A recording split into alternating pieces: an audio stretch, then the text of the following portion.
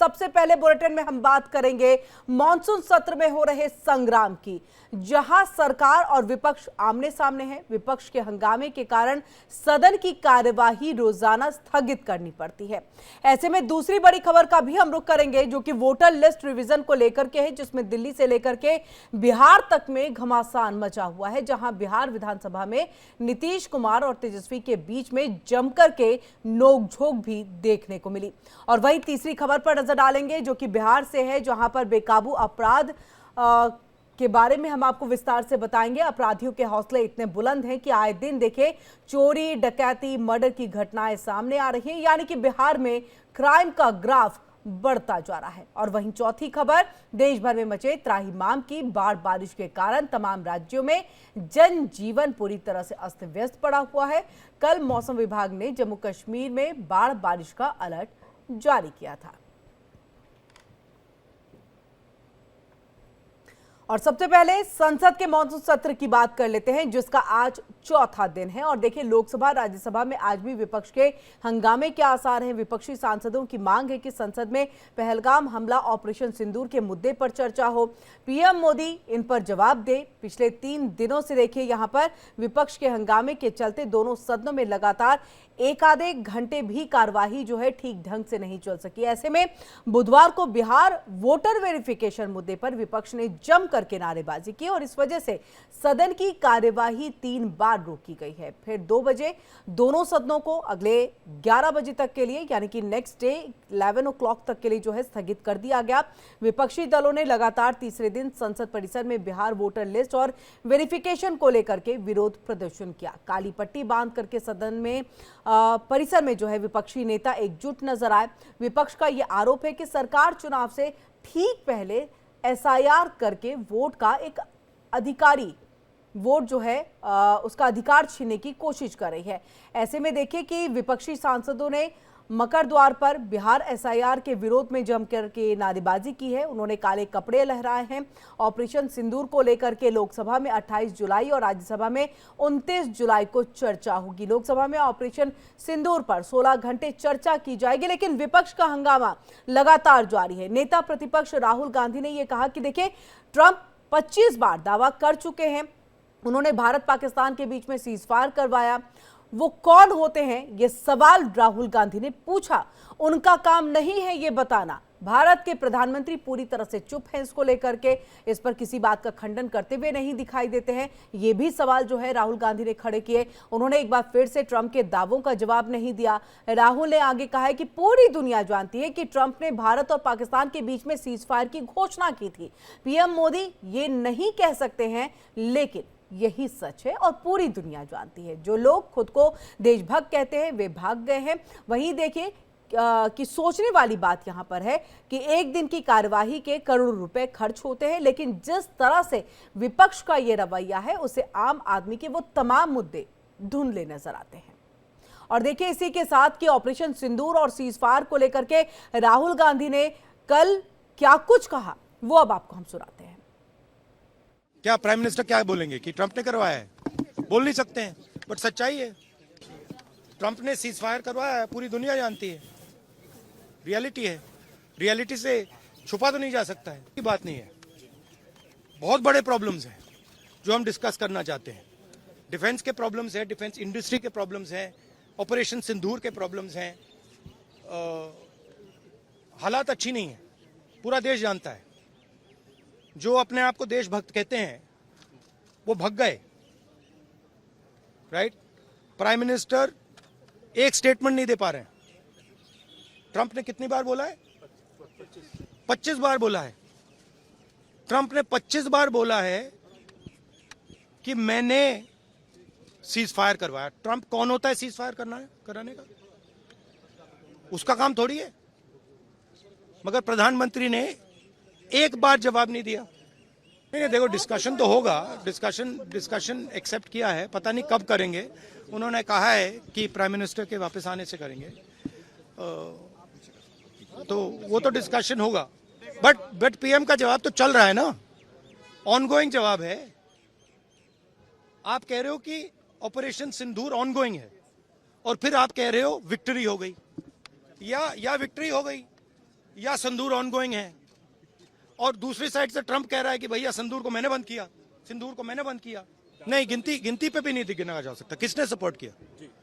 किसी ने भी। हमारी फॉरेन पॉलिसी की इन्होंने धज्जियां उड़ा दी हैं, किसी ने हमें सपोर्ट नहीं किया। और चलिए ज्यादा बातचीत के लिए हम सीधे रुख कर लेते हैं अपने संवाददाता सहयोगी दृष्टि गुप्ता का। दृष्टि, देखिए हम लगातार 3 दिनों से हंगामा देख रहे हैं, लेकिन अब तो वक्त भी तय हो गया है, घंटे भी तय हो गए हैं, और किस दिन ये मुद्दा जो है वो चर्चा का विषय, इस पे हम करेंगे, ये सब कुछ तय है। तो संभवतः आज थोड़े हंगामा कम होते हुए जो है वो नजर आ सकता है, या आज भी काली पट्टी बांध करके जाएंगे? देखिए बिल्कुल किरण, जिस तरीके से मानसून सेशन के 3 दिन लगातार हंगामे की भेंट चढ़ गए हैं, उसी तरह जो आज चौथा दिन है, सुबह ही मणिकम टैगोर ने भी फिर से एक मोशन याचिका डाल दी है। उन्होंने भी यही कहा है कि पहले बिहार में वोटर लिस्ट पर कोई भी तरीके का आक्षेप बर्दाश्त नहीं होगा। 52 लाख मतदाताओं को जिस तरीके से निकाला गया है वोटर लिस्ट में से, चुनाव आयोग ने अपनी रिपोर्ट में है, और हम इस पर लगातार ये चाहते हैं कि सरकार जवाब दे कि ऐसा क्यों कर रही है।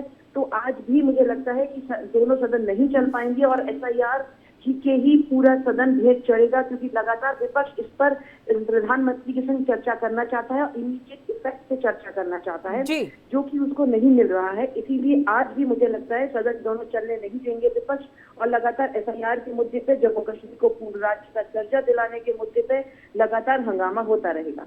जी। इसी के साथ राहुल गांधी कल मीडिया से मुखातिब हुए दृष्टि, और देखिए हम सुना भी रहे थे कि राहुल गांधी ने क्या कुछ कहा। तो राहुल गांधी ये कहते दिखाई दिए कि ट्रंप का बयान, उसका खंडन नहीं किया गया, ये बड़ा सवाल, और इसी पर हम जवाब चाहते हैं। जी बिल्कुल, राहुल गांधी ने कल ऐसे कई मुद्दों, उन्होंने फॉरेन पॉलिसी के मुद्दे को उठाया।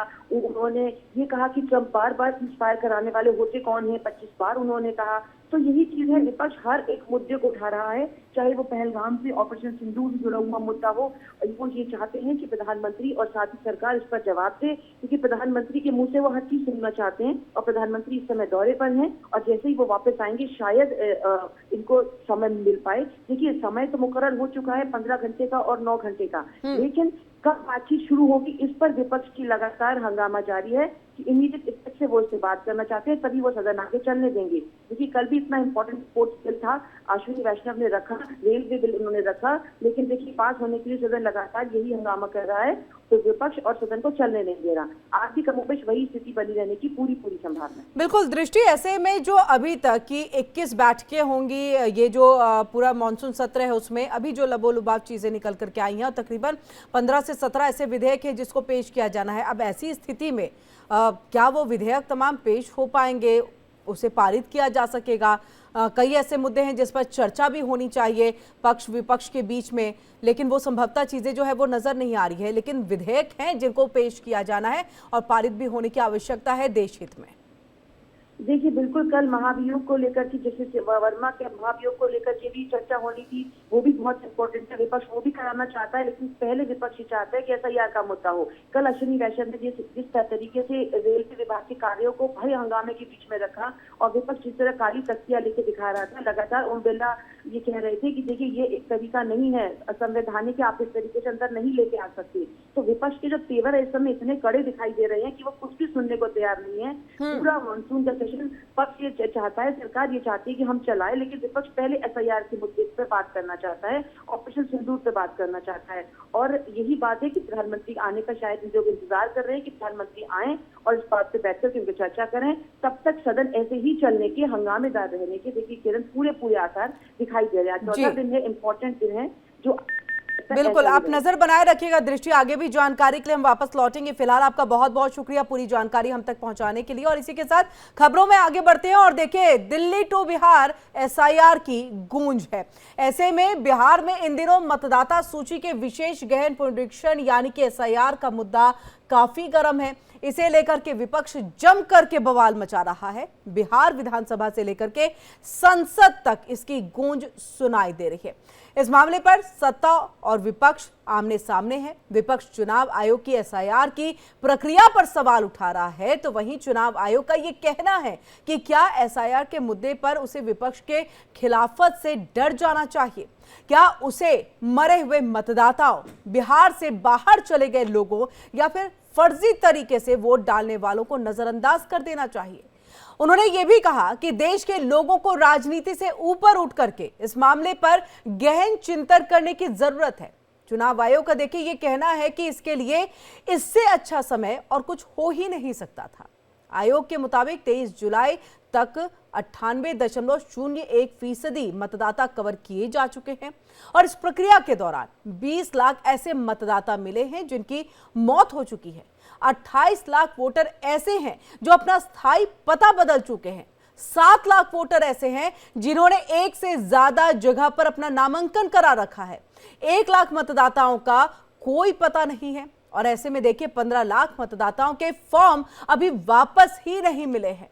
17 करोड़ मतदाताओं के यानी कि 90% से फॉर्म यहां पर मिले और देखिए डिजिटाइजेशन हो चुके हैं। आपको ये भी हम बताएं कि बिहार में एसआईआर के मुद्दे पर इन दोनों विपक्ष यानी कि विपक्ष और जो सत्ता पक्ष है उनके बीच में एक जमकर के विरोध प्रदर्शन जो है वो देखने को मिल रहा है। तीखी नोकझोंक देखने को मिल रही है और इसी मुद्दे पर बुधवार को बिहार विधानसभा में सीएम नीतीश कुमार और नेता विपक्ष तेजस्वी यादव की तीखी नोकझोंक हुई, जिसका जिक्र अभी हमने किया। तो वहीं तेजस्वी यादव ने ये कहा कि चुनाव का बाइकॉट करेंगे। जो इलेक्शन कमीशन का जो प्रेस नोट आया उसमें हम लोगों ने देखा है कि 52 या 55 लाख के करीब जो है अनुपस्थित पाए गए हैं और भी अलग अलग हैं। कुछ मृत लोगों का कैटेगरी में दिया गया है, कुछ जो है दूसरे विधानसभा से दूसरे विधानसभा के वोटर बन गए हैं। ये क्राइटेरिया जो है दिया गया है।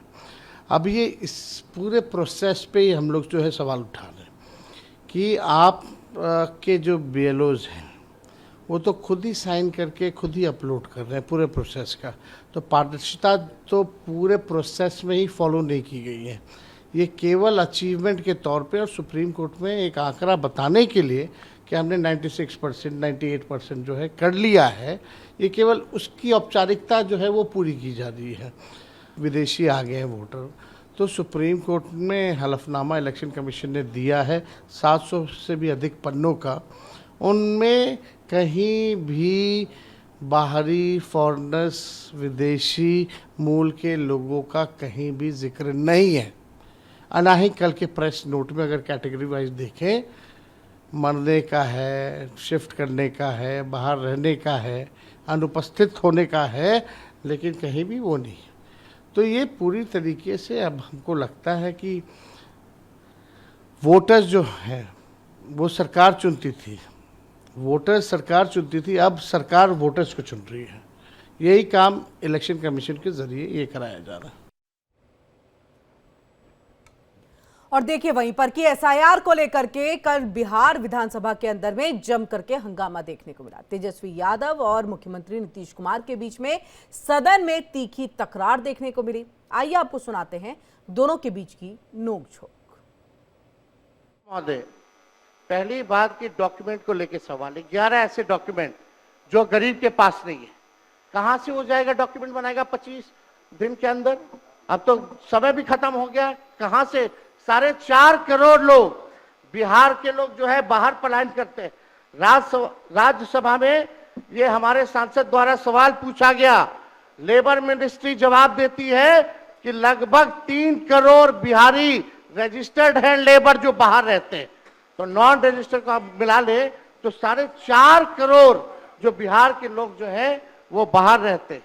कुछ काम के लिए जाते हैं, कुछ छोटी अवधि के लिए जाते हैं, कुछ लंबे अवधि के लिए जाते हैं, लेकिन वोट देने वो बिहारी आते हैं महोदय। अब डर है कि उन लोगों का भी जो है वोटर लिस्ट से नाम जो है महोदय कट जाएगा। और चुनाव आयोग कौन होता है? नागरिकता साबित करने वाला। ये काम भारत सरकार और गृह मंत्रालय का काम है। चुनाव आयोग का काम है निष्पक्ष चुनाव कराना। कहीं कोई कानून में अगर लिखा हो कि नागरिकता की बात है। यहाँ 2 उप मुख्यमंत्री बैठे, दोनों उप मुख्यमंत्री सूत्र के हवाले से बयानबाजी शुरू कर दिए कि बांग्लादेशी आ गया, नेपाली आ गया, म्यांमार का आ गया। कल परसों ही सुन तो लो भैया, बिना अध्ययन करके आते, ये तो दिक्कत है। सुप्रीम कोर्ट में मामला अध्यक्ष महोदय चल रहा है और कल ही चुनाव आयोग ने एफिडेविट, चुनाव आयोग में हलफनामा दिया है 780 पेजों का। उस 780 पेज में कोई विदेशी, नेपाली, बांग्लादेशी, म्यांमार घुसपैठे का कहीं भी जिक्र नहीं है। जब उम्र तुम्हारा कम था, तुम्हारे पिताजी 7 साल मंत्री थे और उसमें तुम्हारी माता 7 फिर मंत्री रही, आज तुम मुख्यमंत्री रहे। और उसके बाद क्या उस समय की स्थिति है? अगर चाहोगे तो पहले क्या था और उसके बाद से जब 20 साल हुआ, हम तो 9 महीना नहीं भी रहे, हमने दूसरे को दे दिया और सारा का सारा बीच में 1.5 साल आप लोगों को भी किया। और ज्यादा जानकारी बातचीत के लिए सीधे अपने सहयोगी और संवाददाता आयुषी का रुख कर लेते हैं। आयुषी, देखिए तेजस्वी यादव फिर एक बार मीडिया से मुखातिब होते हैं, कहते हैं चुनाव का बाइकआउट करेंगे। उनकी तरफ से ये कह दिया जाता है कि इस तरह से आप मतदाताओं को कम कर रहे हैं, लेकिन वही सत्ता पक्ष की तरफ से इसी पर पलटवार करते हुए कहा गया कि आपको पता है आप चुनाव नहीं जीत पाएंगे और इसलिए आप सिर्फ एसआईआर को मुद्दा बना रहे हैं।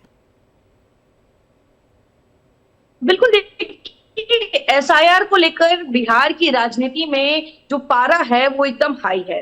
रोज विपक्षी पार्टियां जो है एकजुट होकर सरकार को घेरती है और सरकार की तरफ से कोई ना कोई जवाब देने के लिए सामने आता है। लेकिन कल का दिन ऐसा था जब मुख्यमंत्री नीतीश कुमार खुद सामने आए और तेजस्वी यादव जो तमाम सवाल पूछ रहे थे उस पर नीतीश कुमार ने अपने अंदाज में जवाब दिया। देखिए, नीतीश कुमार ने एसआईआर को लेकर तो जवाब नहीं दिया, लेकिन उन्होंने ये जरूर तेजस्वी को कहा कि तेजस्वी जिन मुद्दों को उठा रहे हैं मुद्दों को लेकर सिर्फ उन जरूर मुद्दे हैं, इसमें तथ्य नहीं है। उन्होंने तेजस्वी को यह भी याद दिलाया कि जब आपके पिताजी की सरकार थी, आपके माताजी की सरकार थी, तो उस वक्त बिहार का हाल क्या था और आज बिहार कितना बेहतर कर रहा है।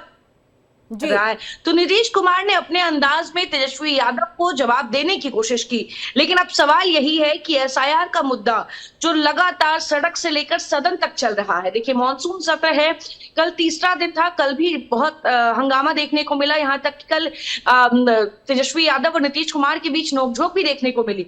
लेकिन आज जब आपको बता दें कि आज भी जो है विपक्ष तैयारी ये है कि क्या यहाँ पर चुनाव, देखिए भले ही नीतीश ने कुछ नहीं कहा हो, लेकिन चुनाव आयोग की तरफ से एसआईआर को लेकर के लगातार जो है अपनी बातें रखी जा रही है। उन्होंने कहा इससे बेहतर और समय नहीं हो सकता था। हम लौटेंगे आपके पास आयुषी, बड़ी खबर आ रही है, बड़ी खबर का रुख करेंगे और उसके बाद जानकारी लेने के लिए आयुषी का दोबारा से रुख करेंगे। देखिए, बड़ी खबर है, बिहार में किस तरह से बदमाश इतने बेखौफ है कि सरेआम गोली चलाते हैं। चोरी डकैती तो आम सी अब घटना हो गई है। कहने को तो बिहार में सुशासन राज है, लेकिन फिर भी पुलिस के डर से बेखौफ बदमाश खुलेआम घूम रहे हैं। जान की कोई कीमत नहीं है, लगातार क्राइम का ग्राफ बढ़ता चला जा रहा है। अगर साल 2015 से अब तक की हम बात कर ले, आपराधिक घटनाएं कम नहीं हुई हैं, यह आंकड़ा और बढ़ा है। पुलिस बेखबर रहती है और अपराधी अपना काम करके जो है वो फरार हो जाते हैं। हालात ये हैं कि अपराधी बेखौफ हैं, जनता खौफ के साए में जी रही है। और चलिए हम सीधे यहाँ पर आयुषी का रुख करें। उससे पहले बिहार में किस तरह से देखिए अपराधियों का तांडव मचा हुआ है, उसकी पूरी जानकारी दे दें, क्योंकि मुजफ्फरपुर में कबाड़ कारोबारी की हत्या कर दी गई है। देर रात बदमाशों ने गोली मार करके हत्या इस घटना को अंजाम दिया। आक्रोश फैला हुआ है, गुस्साए हुए लोग हैं, सड़कों पर उन्होंने जाम लगा दिया। और वहीं देखिए कि घटना बिहार के मुजफ्फरपुर की है, जहां पर सदर थाना के मझौलिया इलाके में बदमाशों ने कबाड़ कारोबारी मोहम्मद गुलाब की गोली मार करके हत्या कर दी। घटना के बाद स्थानीय लोग आक्रोशित हो गए हैं, सड़क जाम कर हंगामा करने लगे और इस दौरान उग्र लोगों ने संदिग्ध आरोपियों की 2 गाड़ियों को भी आग के हवाले कर दिया। सूचना पर सिटी एसपी समेत कई थानों की पुलिस मौके पर पहुंच गई, लेकिन हंगामा शांत नहीं हुआ। आक्रोशित लोगों ने आरोपियों के घर पर भी हमला कर दिया। बदमाशों ने देखे कारोबारी को उस वक्त गोली मारी जब वो रात को दुकान बंद करके घर वापस लौट रहा था। अंतर्गत मझौलिया के पास एक व्यक्ति जिनका नाम मोहम्मद बादल है, जो एक कबाड़े का कारोबार करते थे, उन पर किसी व्यक्ति के द्वारा 3 गोलियां चलाई गई हैं और इससे उनकी मृत्यु हो गई है। परिवार के द्वारा बताया जा रहा है कि 2 दिन पहले कुछ लोगों का नाम बताया गया है कि उनके द्वारा इन्हें धमकी दी गई थी और कुछ इनका पहले से विवाद था जिस वजह से गोली चलाई गई है, ऐसा प्रतीत हो रहा है अभी। अभी इस पर हम लोग FIR दर्ज करेंगे। रेड के लिए ऑलरेडी टीम निकल चुकी है। काफी सारे ठिकानों पर रेड हो गया है, जो भी संभावित जगह अभी हमें लग रहे हैं, और परिवार के द्वारा जो भी नाम बताए जा रहे हैं मौखिक रूप से, उस पर कार्रवाई हो रही है। और हम लोग बाकी और फुटेज और बाकी जो भी तकनीकी अनुसंधान है उसको भी हम लोग प्रारंभ कर चुके हैं। पीर मियाँ के पोता बउआ सके सबके धके मारे लागल, तो बउआ सके हमरा कुछ हाथ में न रहे, बउआ बस ई सब बात चला दल के बउआ पड़े, और हाथ में बड़ा निमन लोहा वाला जो होइया उ पहनले रहे, बस पोतवा हमर छीन के मार दल के। हम झूठ न बोला, उ हो गेले। अब फेन एबे खानी के फेन बात करके से जो दुकान बंद करके यार, तो लड़का के सब कुर्सी चला चला के मर्दवा सब मारला, तो लाल किला के सब मारला कुर्सी चला के, आ गाड़ी देलक लड़का के। अब वे कचरा जो बउआ वे कचरा के दुकान मार दिया चुप पे। अखनी मारा ओहे लोग के, बाला सिंह, बुट्टू सिंह, अकील मियाँ, कपिल मियाँ, कतील मियाँ, सब मिलके बोस वाला सब मिलके मारा है। सब खानदान है, उसको भाई सा है, आ सब मिलके मार दिया। और लड़का हमर गिर गया, तब कोनो फोन कर दिया, तो हम लोग आए हैं वहाँ से, समझे। मार देंगे से बोला है, बुट्टू मियाँ भी बोला है, उसका पूरा खानदान मुआ दिया है। हाँ, पहले से भिड़ल था, बच्चा में झगड़ा हुआ था और मार दिया, लेकिन मार दिया, बोला था तुमको मार देंगे। दुकान पर मार दिया, दुकान पर थे भैया, दुकान पर थे भैया, लेके मार दिया। लेकिन और वहीं देखिए, मुजफ्फरपुर के बाद बिहार के बेतिया में भी पुलिस और बदमाशों के बीच में मुठभेड़ हो गई है। चेकिंग के दौरान पुलिस ने 2 शातिर अपराधियों को पकड़ा। दोनों आरोपी कटिहार जिले के कुख्यात कोढ़ा गैंग से जुड़े हुए हैं। पुलिस ने पूछताछ की तो बदमाशों ने चोरी की बात को स्वीकार कर लिया। जांच के दौरान पुलिस को बदमाशों के पास से हथियार, चोरी का सामान और नकदी बरामद हुई है। और वहीं मोटरसाइकिल से 2 व्यक्ति को पकड़ा गया, जिनके पास से एक देसी कट्टा और 2 गोली मिला। वो दोनों का नाम है, एक का सुजल कुमार और एक जितेंद्र कुमार यादव। ये लोग कोढ़ा कटिहार के रहने वाले हैं, लेकिन पुलिस कार्रवाई करती है, पकड़ती है, जेल भेजती है। इससे पहले हम लोग लौरिया से भी कोढ़ा गैंग के लोगों को जेल भेजे हुए हैं। उनके पास उस समय चरस वगैरह भी बरामद हुआ।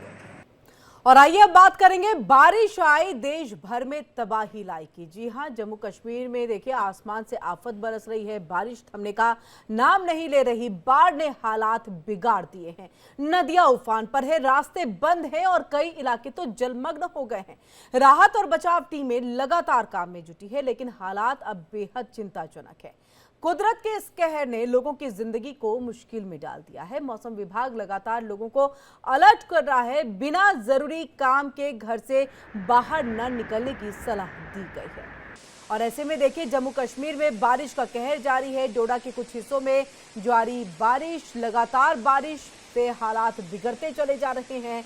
और जम्मू कश्मीर में लगातार हो रही बारिश ने हालात को बिगाड़ दिया है। कल भी कश्मीर के कई हिस्सों से बारिश, लैंडस्लाइड, मडस्लाइड की तस्वीरें सामने आई थी। वहीं अब डोडा से भी बारिश की तस्वीरें सामने आई है। ये तस्वीरें घाटी के हालात बयां कर रही है। लोग किस तरह कुदरत की मार झेल रहे हैं। रास्तों पर पत्थर, मलबा बिखरा हुआ है। रास्ता साफ करने के लिए मशीनों की मदद भी ली जा रही है।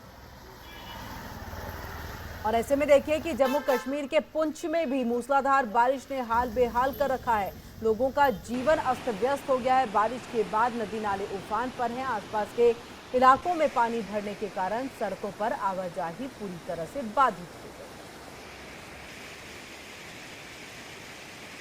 तो ये जम्मू कश्मीर के पुंछ, तो कभी डोडा, हर जगह की हम आपको तस्वीर दिखा रहे हैं। कश्मीर में भी लैंडस्लाइड, मडस्लाइड सब कुछ देखने को मिल रहा है, जिससे जनजीवन अस्त व्यस्त है, प्रभावित है। सड़कें जो है वो जलमग्न है। लोग जो है एक जगह से दूसरी जगह नहीं।